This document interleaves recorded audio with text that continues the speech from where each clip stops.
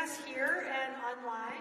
We appreciate you being here on this beautiful day. It's always hard to come inside on the very first spring days in Hanover. Good evening, and thanks for joining tonight's event featuring the Honorable Miranda Ballentine in conversation with Derek Walker, Executive Director of the Irving Institute. And tonight we're exploring career paths in energy and sustainability. This event is sponsored by the Arthur L. Irving Institute for Energy and Society and by Dartmouth Sustainability.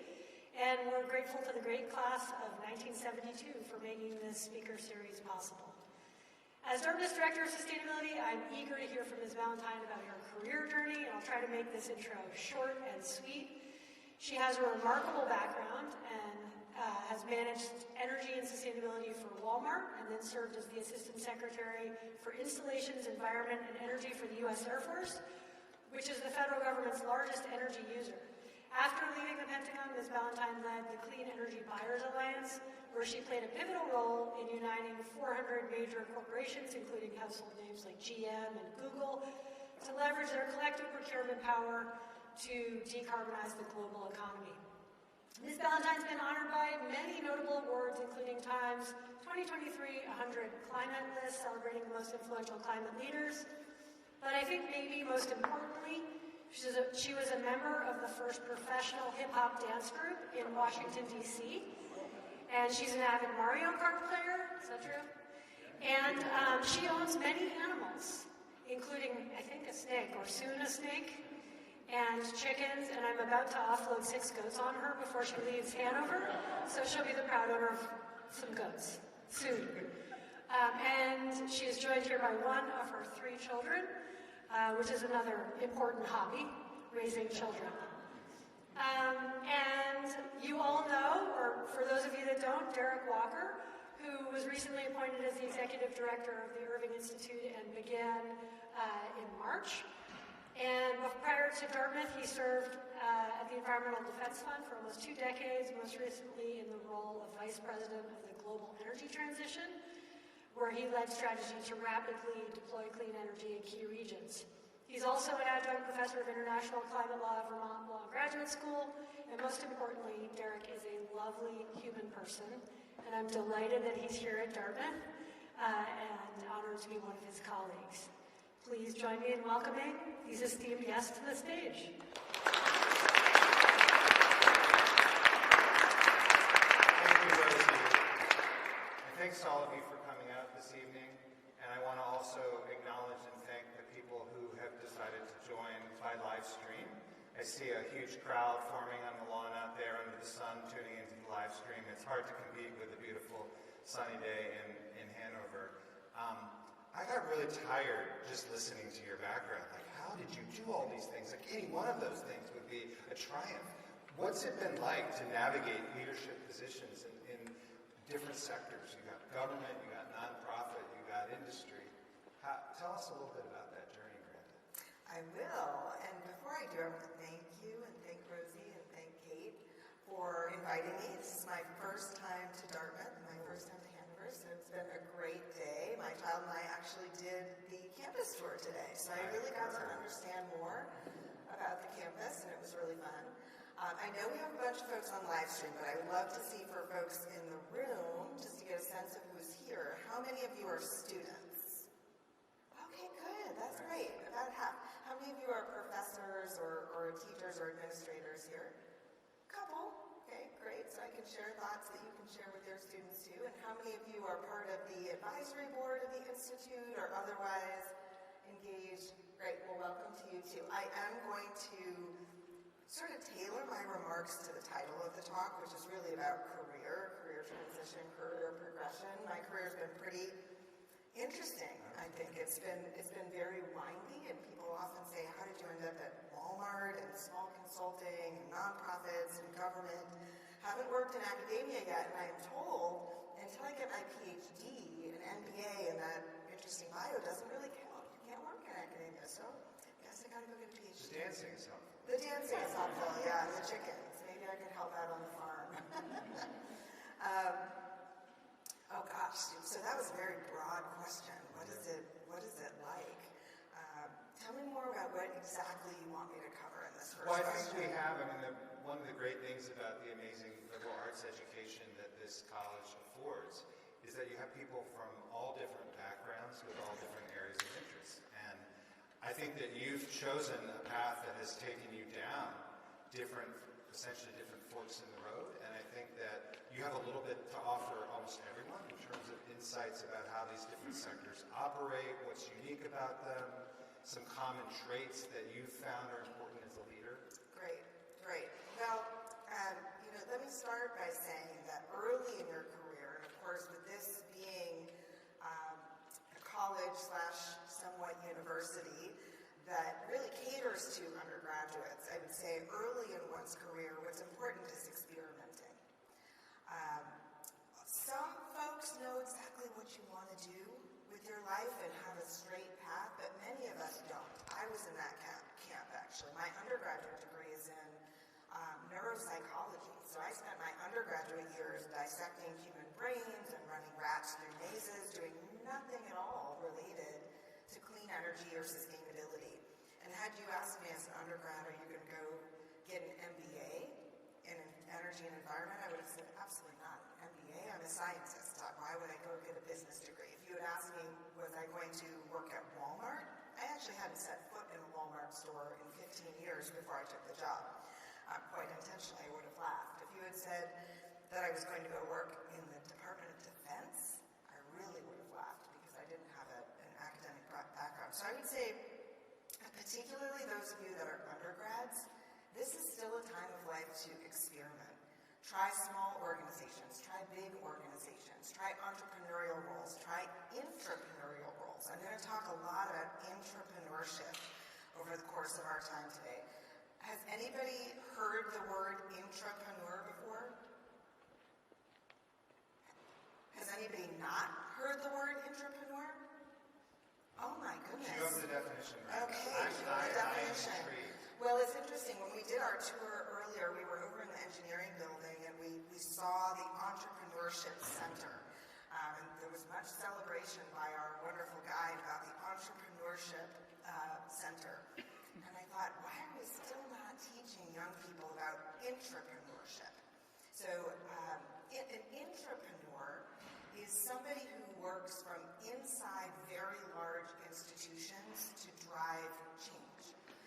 In my case, that was primarily environmental and energy, but a broad range of social and environmental entrepreneurship. It actually is quite a different skill set. And for me, this was one of the most important early findings in my career. In 2008, the Skoll Foundation published a little booklet called The Social Intrapreneur. And I stumbled upon this. This was after I went to graduate school. I got an MBA at George Washington University. And it described me to a T. It's a different skill set. When you're an entrepreneur, you're breaking glass, you're questioning the status quo, you're starting from zero, you're creating new things, you're very impatient, you're moving quickly. Entrepreneurs take a different skill set. It is about persuasion and influence and moving big ships. It's a different skill set and both are needed if we're going to drive a more sustainable future for ourselves, for our children, for our grandchildren, for our chickens, or our goats. Maybe I'll go home with goats. We really need both. That entrepreneur skill set to come up with the next big idea, the next big technology, the next big software is absolutely fundamental. But if those things are never scaled, if they're not ever uptaken by the Googles and the Walmarts and the Departments of Defense, you're never going to get the number of zeros behind your impacts as an entrepreneur. So one thing I like to counsel young people a lot is to experiment with that. Go work for a big institution, and that's not a failure.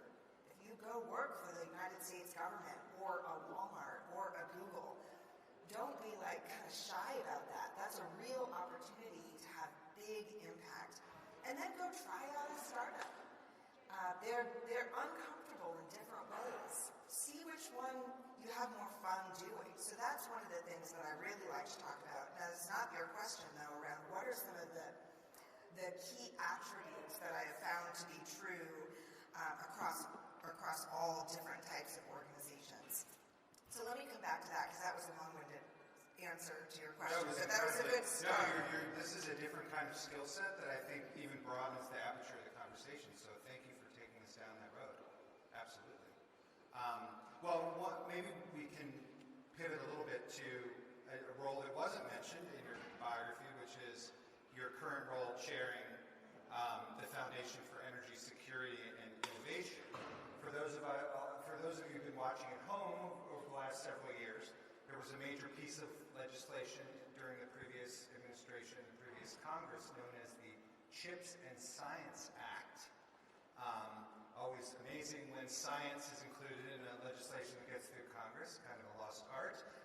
But you're the chair of that foundation, and against the backdrop of the volatility and the changes that we've seen in the world since that legislation was put in place, could you just talk a little bit about what it's called FESI, which is a very kind of interesting and kind of hip acronym. Can you talk a little bit about that role and about what you're trying to do and how that's facing the changing world? Sure. So again, for those of you that don't know, the United States government, through Congress, has authorized now 13 nonprofit organizations whose mission is to support the mission of a particular federal government agency.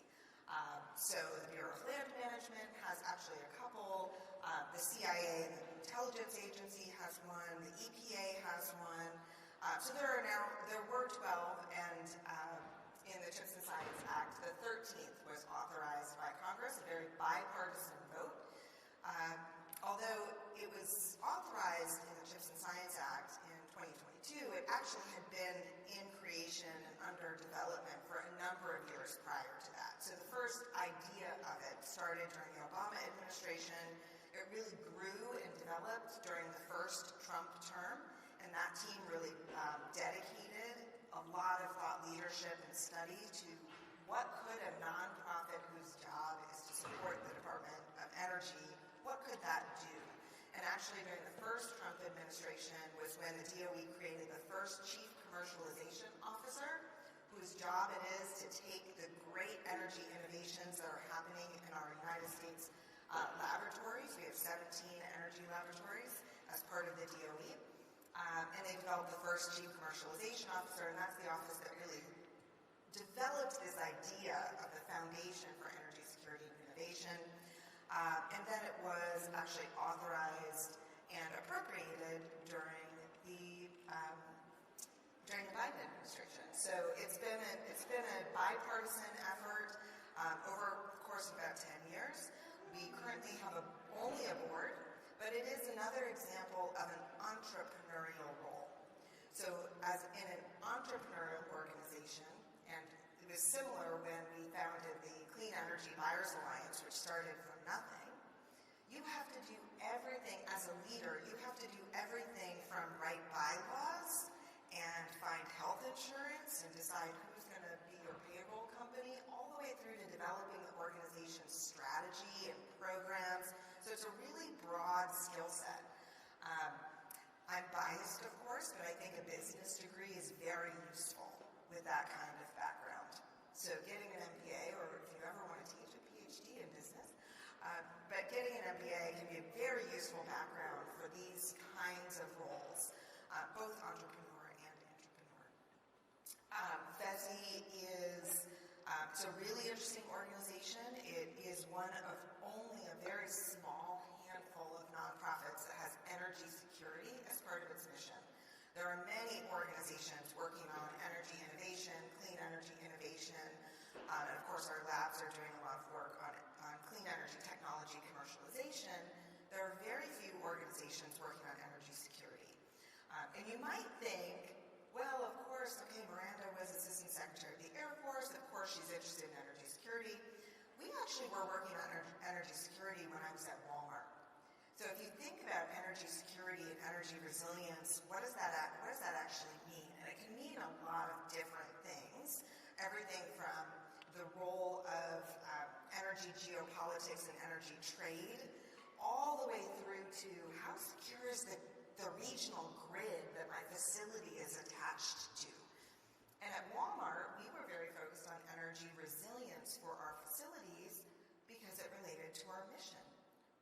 If we had a Hurricane Katrina, if we had a Superstorm Uri that came through Texas, or Superstorm Sandy that came up the East Coast, we didn't want to lose tens of millions of dollars of fresh and frozen food stock that we had at Walmart. So we were doing things 15 years ago, like solar plus storage on our rooftops, like biogas fuel cells on our rooftops, from the perspective of how can we ensure our business is resilient if there's an outage.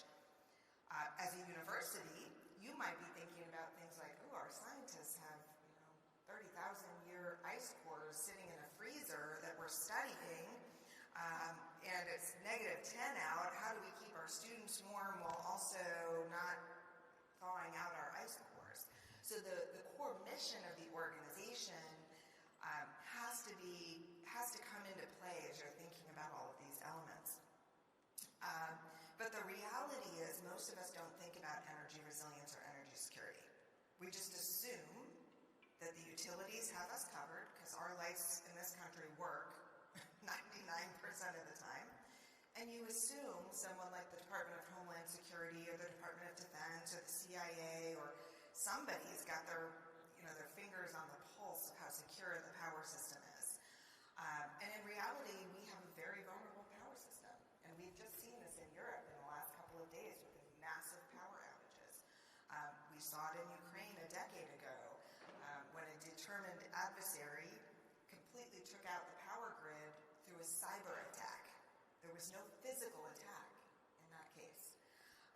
We actually, in the United States, I think it was about 2016, had a cyber attack on a wind farm. It was the first massive cyber attack on a clean energy asset that was in the space, we call it a denial of service. So they actually were able to cyber attack the wind farm and turn off the wind turbines, right? So that kind of vulnerability is something that's not being deeply studied in the nonprofit space. There's only a couple nonprofits working on that. That's only one of the things that FESI will do, but it is something really unique about FESI. That's incredible. And I think one of the ways in which Dartmouth tries to engage young people who are interested in energy is to see all those different dimensions, both the things that are obvious, the big physical infrastructure that is hard to miss when you're driving down the highway, and then the cyber security aspects and the grid management and the way that AI and machine learning can introduce new solutions, but also new complexities. So thank you for taking us through that a little bit. So one thing I'm really curious about, and you kind of alluded to this when you were talking about the Clean Energy Buyers Association and how it started from scratch. I mean, you've also played a role in really attracting new investment and new financial resources and also attention to this growing market for clean energy. You've been a market maker and a market shaper.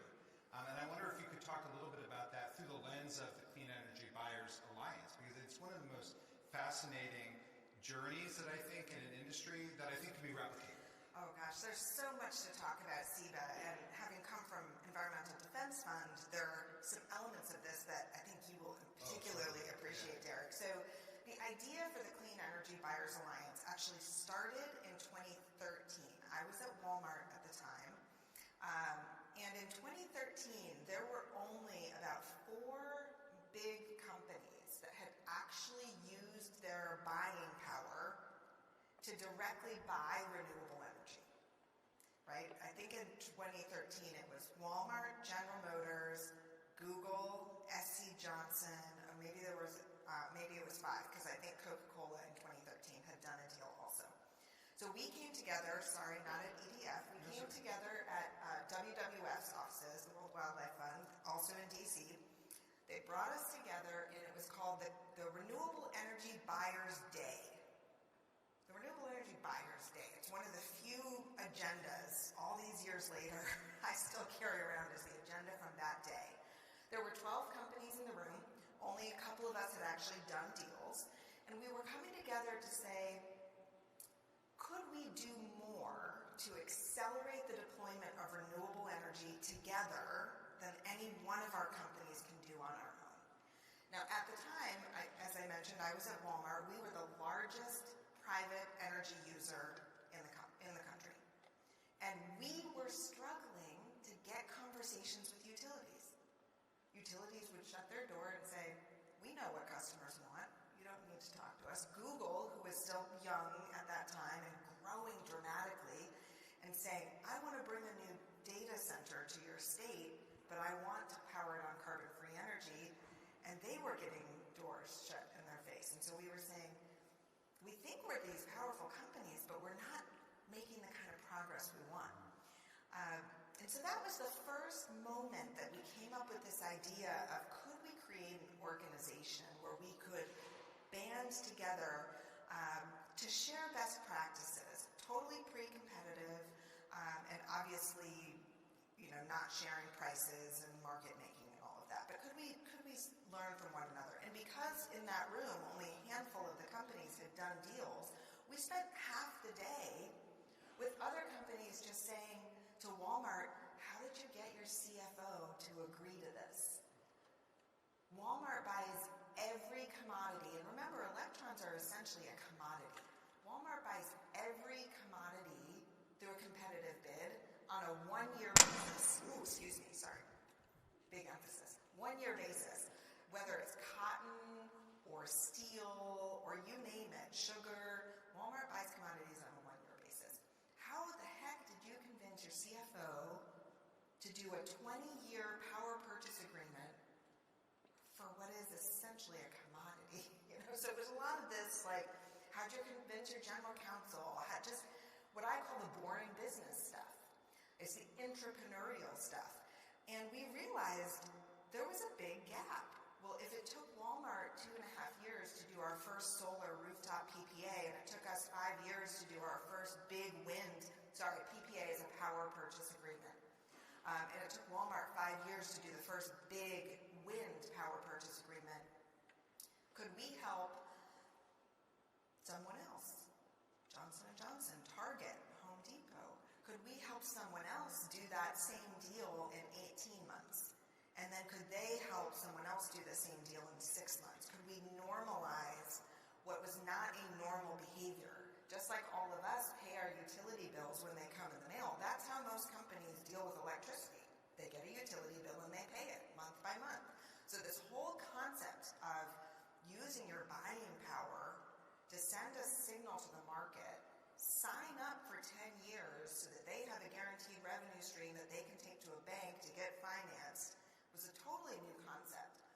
And we came up with the idea of what became CEBA, the Clean Energy Buyers Alliance, at that meeting, led by NGOs. So WWF hosted it and brought in WRI, World Resources Institute, Rocky Mountain Institute, who was the one NGO really dedicated to energy, and then Business for Social Responsibility, which was an NGO many of us worked with on our sustainability issues. And those 4 NGOs later launched what became the Renewable Energy Buyers Alliance. And they ran the programs for about 4 years. And then somebody should do a business school case study on the process of then taking 4 environmental NGOs, merging programs from all of them and spinning them out into a standalone organization. That's the part I think will fascinate you, Derek, but we won't go into Well, that. I don't think about environmental NGOs and business success being all that closely aligned, but that is a really fascinating EDF, story. as you know, has an incredible track record of supporting corporations to do more. So. Yeah, that's really fascinating. And I'm sensing here a theme which really cuts through a lot of what we do here at the Arthur Irving Institute and even across Dartmouth with our other partners, which is how do you find pieces of the institution that you're operating in that both have common interests inside but also common interests with other peers, right? I mean, we're in a university environment now where it's a siege mentality to some degree, right? I mean, we're in a face of a terrible situation. So it's really powerful to hear. I would not have almost believed that you would have these corporate titans coming together and acknowledging we have a problem we want to solve, and we can actually crack this code together. So maybe I could get a little personal. I was lucky enough. Can I chime in on that really quickly? Yeah. So one of the things I found most inspiring in my early days at Walmart, we had this incredible Charles Zimmerman. Just, an incredible guy. One of, I believe, the unsung, unknown heroes of facility and building decarbonization. And one day he said, I have a tour today. I'm touring my colleagues from Home Depot through our stores so that they can see what we're doing with LED lighting, which now everybody's like, oh, LED lighting. Well, back then it was like we were jumping over fluorescent lighting, right, and looking at lighting. And in a retail environment, for those of you that have never worked retail, has anybody worked retail? Raise your hand. Have you? Okay. If you've worked retail, you know that merchants care a lot about lighting. They care a lot about what the light looks like when it's shining on a gallon of milk, when it's shining on a t-shirt, when it's shining on the makeup section. Each merchant is very picky about what light looks like. So when you're the engineer who's trying to figure out energy efficiency to save cost for the company, at Walmart, energy is the second largest controllable operating expense in the company, after labor. So this is really important. They're trying to lower the cost, and of course, LED lighting in the early days wasn't that pretty. It was kind of blue, kind of white. So you have all these merchants going, "No, you're going to mess up. My milk's going to look blue. My makeup's not going to shine right." Right? So lighting really matters. Maybe less so in a Home Depot sort of environment than in a makeup section, but it matters a lot. So when Walmart makes a decision to go a certain way on lighting, other retailers want to understand. How'd you convince your merchants to do that? What is the savings? Do these things really last as long as the sellers tell me it's going to last, the GEs and such? So Charles Zimmerman is walking people through the stores, and I said, well, Charles, isn't this a competitive advantage of ours? If everybody has energy as the second largest controllable operating expense, don't we want to lower our operating expense and let them keep using those expensive incandescent lights? And he said, we've made a decision that we will never look at sustainability as a competitive advantage. We will always share our best findings and our best learnings. And I do think that has permeated through most of the corporate leaders. Today, there is a big competition happening. Now, I'm really going down the rabbit trail. So for those of you who are energy geeks, there's a big conversation happening about what is the best way to decarbonize the power system. How can we have the most impact? And there's kind of these two camps evolving. One camp is saying, we have to buy clean electricity closest to our facilities. That's a group of people that are focused on 24/7. I want every one of my facilities to be consuming zero carbon electricity 24 hours a day, 7 days a week. There's another camp saying, actually, I don't care so much if it's close to my facility. I care more that it's in the dirtiest grids. So if I have a facility in Idaho, which is mostly hydropower, it's a very low carbon grid, rather than doing a wind project there, I would rather do a wind project in West Virginia or Wyoming if I want to stay close, because Wyoming has a very dirty grid, Idaho has a cleaner grid. So that group is called the emissions matched group. So you have this 24/7 group and this emissions matched group, and they're like, okay, there's a place for both, but if everyone did our way, we would decarbonize faster. And I just love this, because I will tell you, when I started this, the number of people that could have that debate was probably 2, and now you have whole massive companies debating and trying to compete on who can have the greatest decarbonization impact. That's the kind of competition that we want in the private sector, and it's happening right now. It seems so wonky, but I promise you, somewhere, people are on the phone with each other having this debate. Emissions matched or load matched? Well, and as you were telling us... I'm just going down rabbit trail. No, sorry, we like rabbits. And not as much as goats. And then goats are better. When you were telling that story, it was making me think about the kind of skills that we are going to be trying to impart through the new master's program that the Irving Institute is launching this fall, the Master of Energy Transition. And when I think about all the different competencies that would allow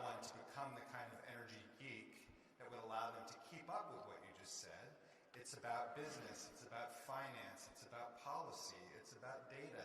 All these different things have to coexist. And I think you're very much making, if I may say, a use case for the kind of interdisciplinary education that we're trying to really promote here at the Irving Institute and throughout the campus. So I want to give the folks in the audience an opportunity to ask questions of their own, but I have one quick final one. I was lucky enough to meet your daughter Grace earlier, and I have 2 young sons, and they always ask me what I'm proud of that I did, and I have to come up with better and better stories all the time to keep their interest.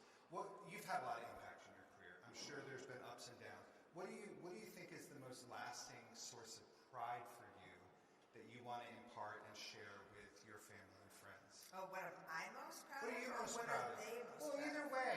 Either way. What are you most proud of sharing with your loved ones as part of your career journey? Oh gosh.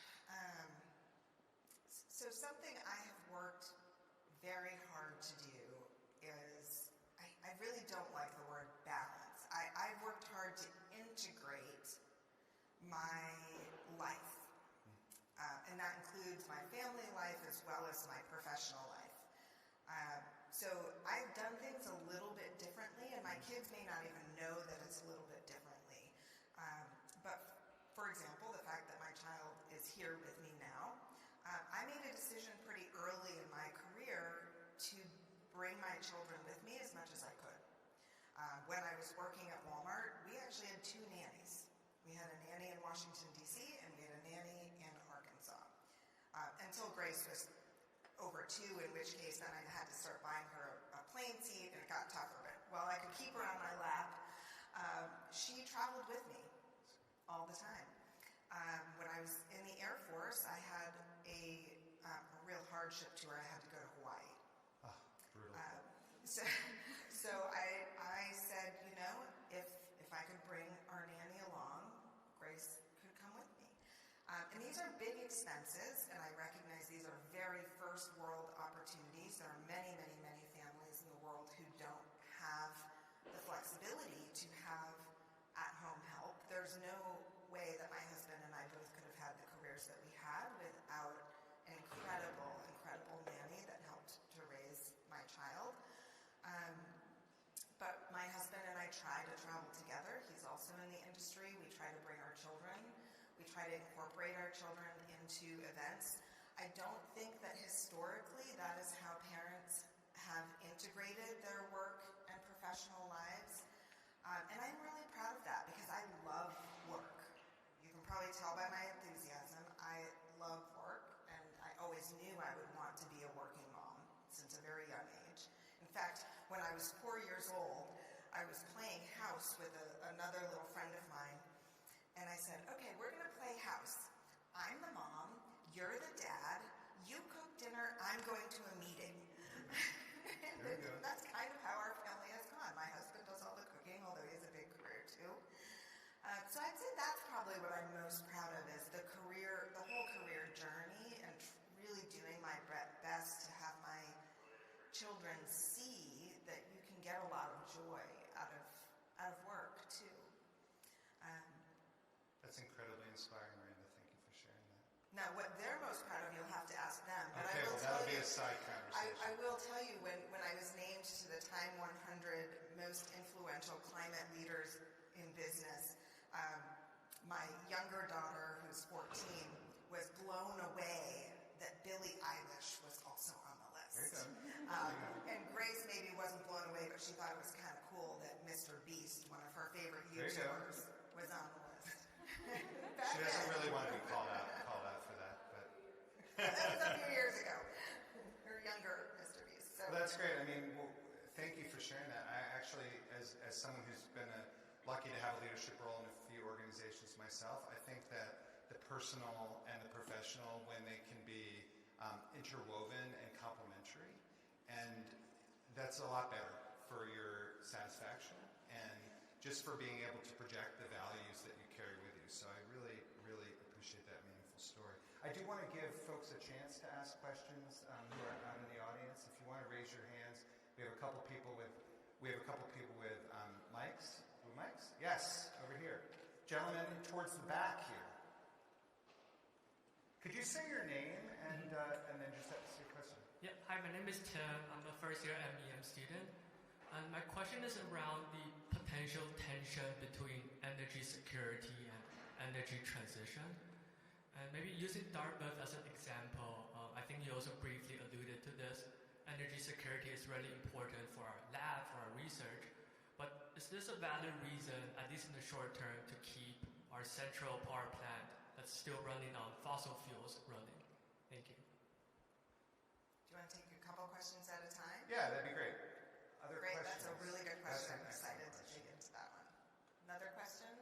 We'll line them up, and then, or anyone want to build on that one? Okay, I'm going to start with a story.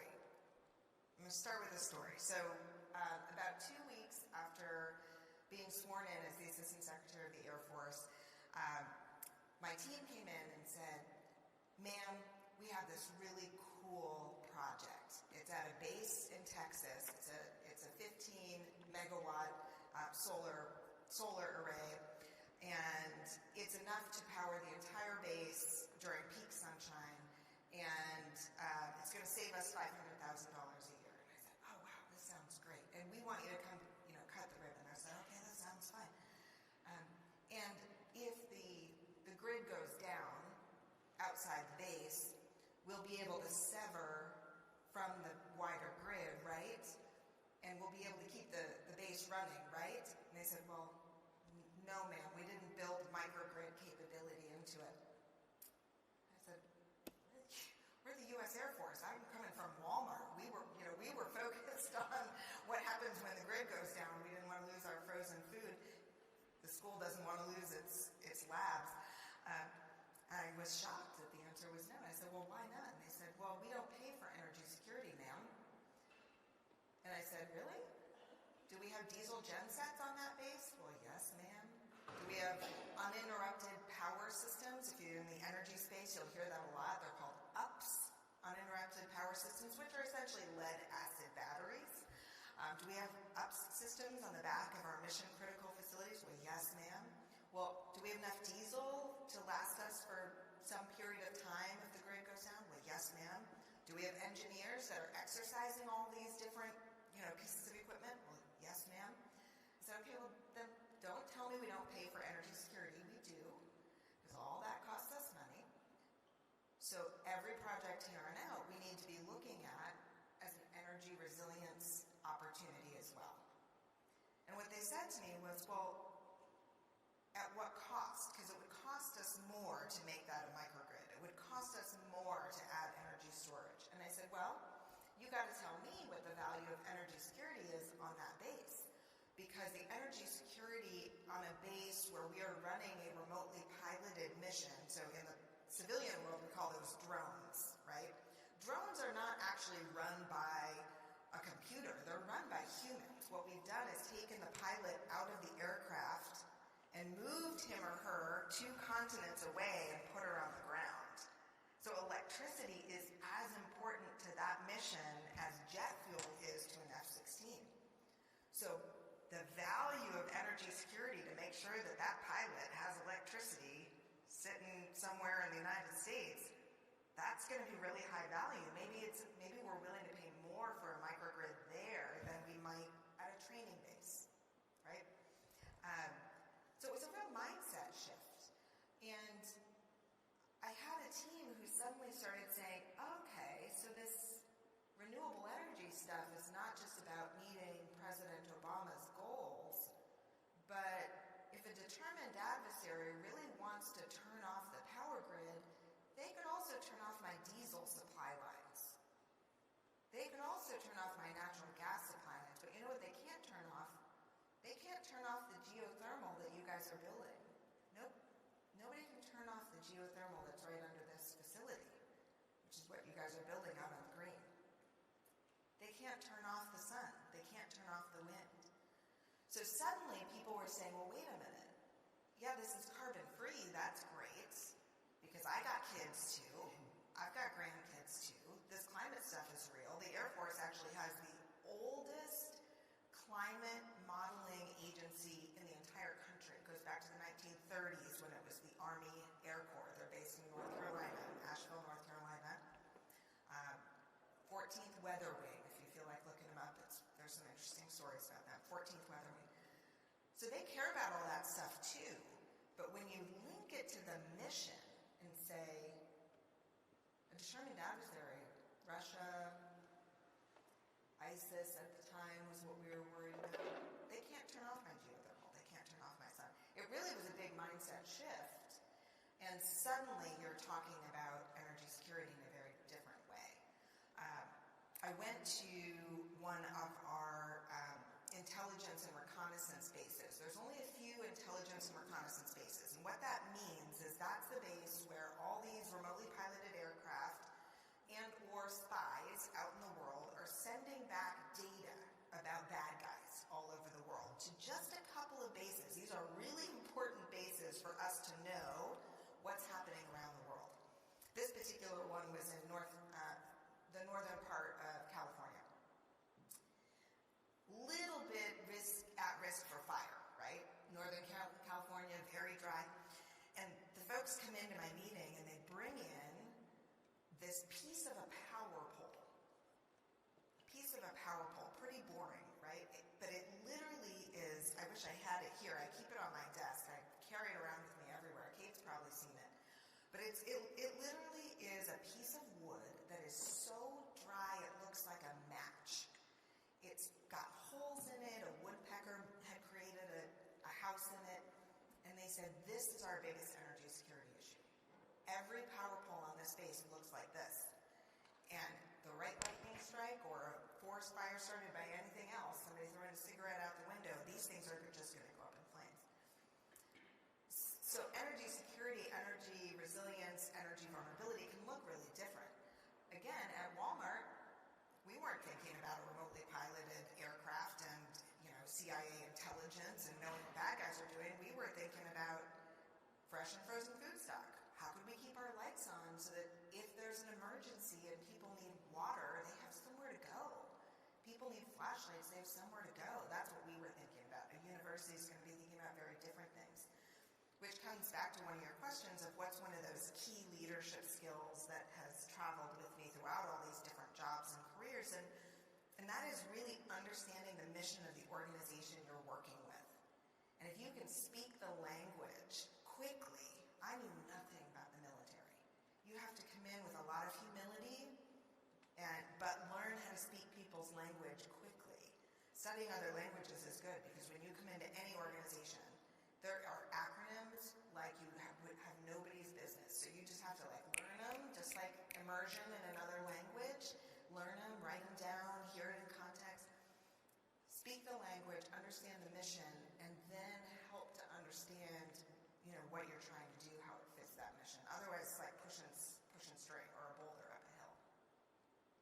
That's great, Tim. Thanks for the excellent question. Tim was with us in Houston for an energy conference last month and had the opportunity to meet Secretary of Energy Chris Wright at the Great. Dartmouth. Other questions? Here in the front? If you don't mind waiting so people on the live stream could hear you, that'd be wonderful. Thanks. Hi, my name is Crispy. I wanted to ask kind of a follow-up question. I think it's really great to hear there's a lot of synergies with energy transition and what organizations want. But I am curious, as time goes by, how much more does sustainability become a goal in organizations, and or are there ways that you see going into the future that, as I guess people that are still learning and trying to figure out, ways to make it more persuasive in some ways for organizations who are moving more into a more sustainable space. And I do have one other question, I guess, is in terms of your career trajectory. It sounds like you're in this space a lot, but have been in a lot of different places. I was just curious, what has been factors that I guess made you want to change into different roles, or what things that have you felt was really useful in going through these different career stages in different organizations? Thank you. Great questions. Thank you. Two really good questions. So if you think about the definition of sustainability, what is sustainable? It's ability to operate in perpetuity, the ability to operate, to live now and forever. The way humans are living now, the planet is not really prepared or capable of supporting the way that we're living now in perpetuity for the number of people we have. So from the context of an organization, when organizational leaders think about, I need to be able to operate my business at the same level now and in perpetuity, that alone is often persuasive. If you are with an organization that sees itself as a multi-decadal or multi-century kind of organization, and I have been fortunate enough to be in those organizations, I would say it can be trickier in organizations that are younger or sort of middle age, that aren't thinking in terms of who are my customers in 50 years. It was really interesting when I first joined Walmart, we had a chief merchandising officer who was answering this question, why sustainability at Walmart? And when he looked back over the last 50 years at the top 10 consumer product companies, that's who's making the products that are sold in retail companies, the Procter & Gamble's and the Unilevers and those Johnsons & Johnsons. And then he looked back over 50 years at the top 10 retailers who's selling products. The top 10 consumer product companies making products hadn't changed that much in 50 years. There was some shifting, but not a ton of change.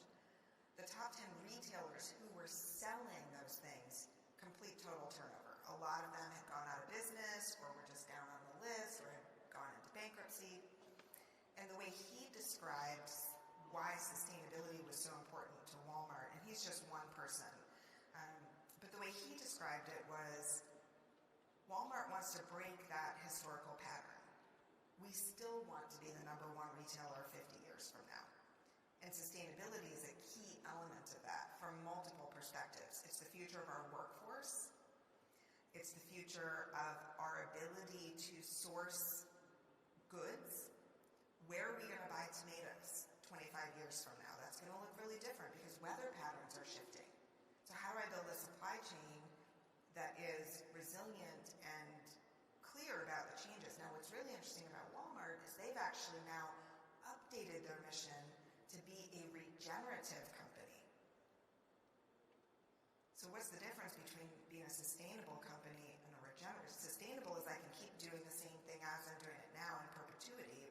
Regenerative means I'm going to actually make the planet and the farms and the sourcing better than, so that it can produce more or is in better health, which was remarkable to me. Now, there were other leaders at Walmart who undertook this journey from a different perspective. Some said, we are the Fortune #1 company. When you are Fortune #1, your responsibility is just different. Your responsibility to the world is just different.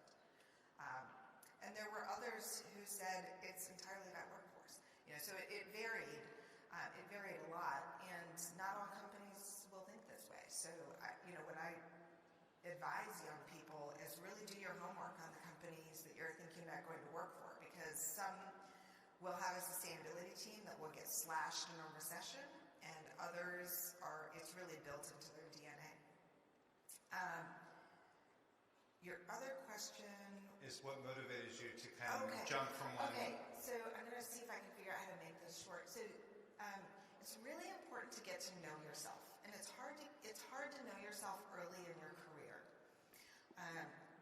There was a pivotal moment for me. It was kind of between 38 and 42, and I was getting a lot my age was between 38 and 42, and I was getting a lot of pressure from people in my life to decide what I wanted. I had this weedy career before, and are you a Walmart person? If you're a Walmart person, what you got to do is now we got to move you into the merchandising business. We got to move you into the marketing business. We got to move you around. That's how Walmart did things. Then then they were saying, or are you an energy person? Or are you a sustainability person? Are you a retail person? Maybe you should go work for Target and stay in retail. And this, for me, this pressure was not feeling comfortable. Because I I wasn't one of those people that knew. A dear person in my life knew early. I told you I studied neuropsychology. He went from undergrad to grad to PhD to postdoc 1, postdoc 2, and is now a major professor at the University of Las Vegas doing neuropsychology. He knew, and he went deeper and deeper and deeper, and that is awesome. And if you are one of those people, how you're going to choose is based on that progression of being a deep, deep, deep expert. I really did a lot of soul searching at this time in my life because it didn't feel comfortable to me to decide what kind of person I was. And this is me. So if you know what kind of person you are, this is not to say that's bad. That's wonderful, and you could be an amazing professor studying, Alzheimer's research, leading a massive lab, and doing great things. For me, I had to get clear around what were the parameters that motivated me. And I came up with really 4 things. I knew that what I was doing professionally had to make a positive impact in the world. That's pretty dang broad. But I was interested in a lot of things. I was interested in water. I was interested in children's health. I was interested in clean energy and sustainability and climate change. I had a lot of interests. So I decided I was going to be open to I knew my career had to be making some sort of positive impact in the world, even though my definition was broad. At that point, around 38, I had a pretty good sense of what I was good at and what I was less good at. So I knew that any jobs that I was offered, I wanted to filter through the perspective of, would my superpowers be being put to good use? That's a fancy way of saying, is it the right fit? But it's really about understanding. I didn't want to take a job I would be batting my head against the wall. And the third was linked to the first 2. I wanted any next job to be fun, right? And then last, I was at a point in my life where money mattered too. So I knew I needed to be able to save for college and save for my own retirement and that kind of thing. But going through that process really then gave me a framework to answer the question, where do you see yourself in 5 years? Which is what you get when you go to interviews. Where do you see yourself in 5 years? Why are you interested in this job, right? It gave me a framework to talk about that without having to say, I'm an energy person, I'm a Walmart person, I'm a retail person, I'm a assistant, right? Gave me a framework of this is what motivates me and where I do my best work. And then when I got a call from the White House, which was completely unexpected, and it was even more unexpected when they said, we have this role in the Department of Defense, and I was like, me? I don't come from a military family, why are you calling me? But it gave me a framework through which I could then really analyze that opportunity.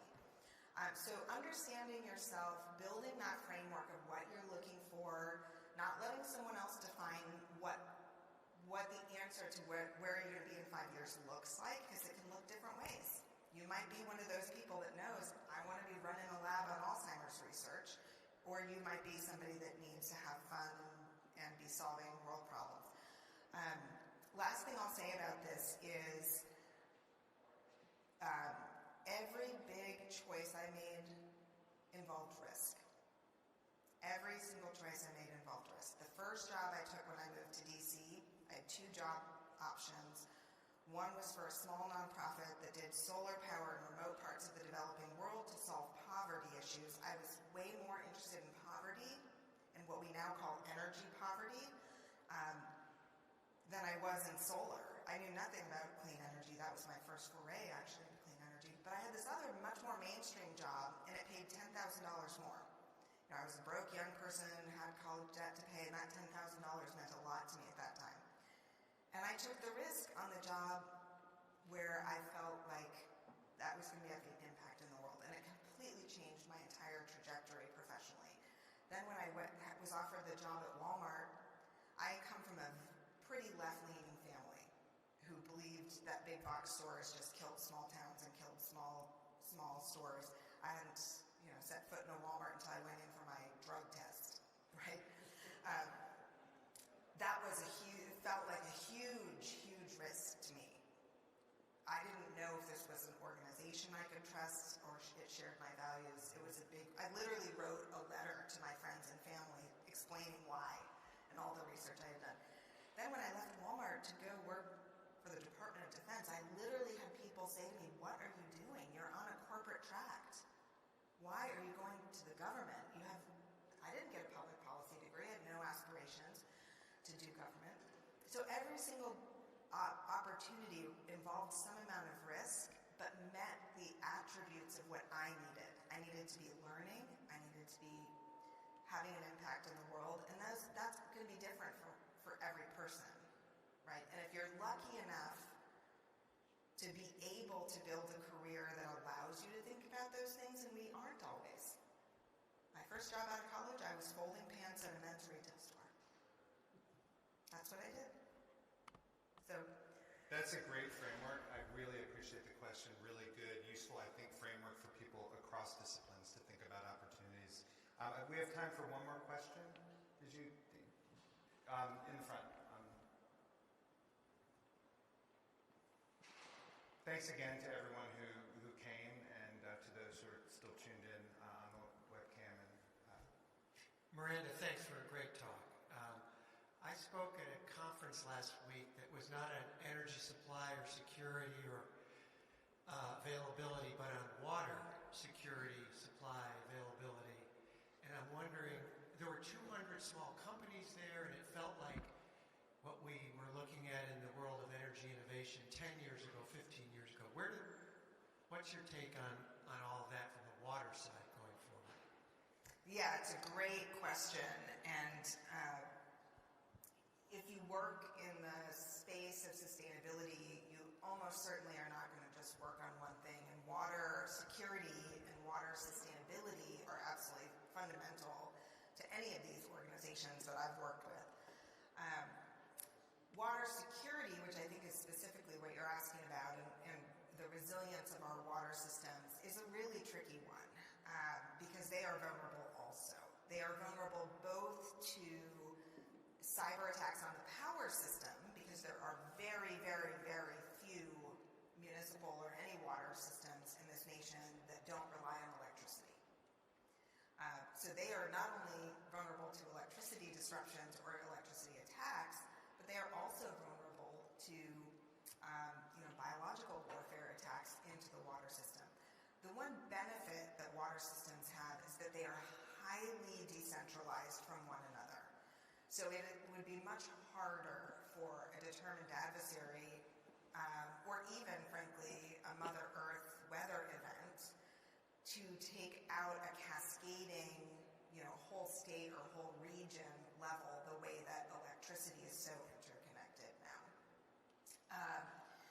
That said, there are many of the same sorts of resilience and security infrastructures that we need to be building around those systems, and increasing the awareness of those system operators to the types of vulnerabilities that exist.